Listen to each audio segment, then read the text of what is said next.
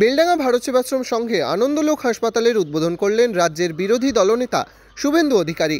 শুক্রবার বেলডাঙ্গায় জনসভায় যোগ দেওয়ার আগে ভারত সেবাশ্রম সংঘে যান বিরোধী দলনেতা। এদিন সেখানে বেশ কিছুক্ষণ সময় কাটানোর পর আশ্রমের মধ্যে তৈরি হওয়া আনন্দলোক হাসপাতালের উদ্বোধন করেন তিনি। আজকে সারাবজির জন্মদিন, তিনি একটি সেবামূলক কাজ করলেন।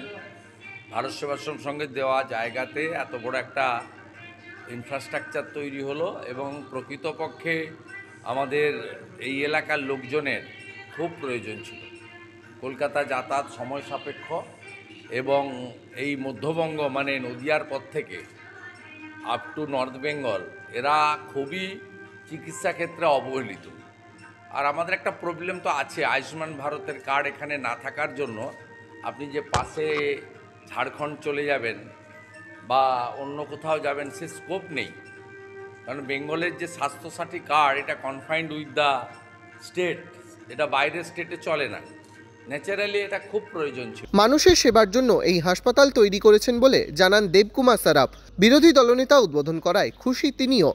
আমায় কিছু আপনাকেই বলেন, আমায় বলেন তুমি মেদিনীপুরে অনেক কাজ করেছো, আমাকে জন্য কিছু করে দাও। আমি তো করার জন্যই এসেছি, আপনি যা আহ্বান করবো। আমরা পেরু সেবা বলতে গেলে বাইপাস সার্জারি করি 1,30,000, আইসিসি বেড দেখেছেন মাত্র 75 টাকা। সেই অনুপাতে অপারেশন অনেক সস্তা করি। কিছুদিন আগে এই হাসপাতাল মানুষের জন্য খুলে দেওয়া হলেও এদিন আনুষ্ঠানিকভাবে উদ্বোধন করা হয় বলে জানান ভারত সেবাশ্রম সংঘের মহারাজ।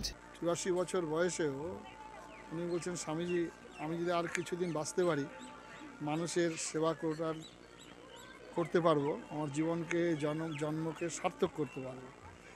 উনি বলছেন যে মানুষের এই জন্ম নিয়েছে, এরপরে আমি কি হব আমি তো জানি না, আমি হয়তো পশু স্তরের জন্মগ্রহণ করবাদি, কুকুর, শিয়াল, বিড়াল।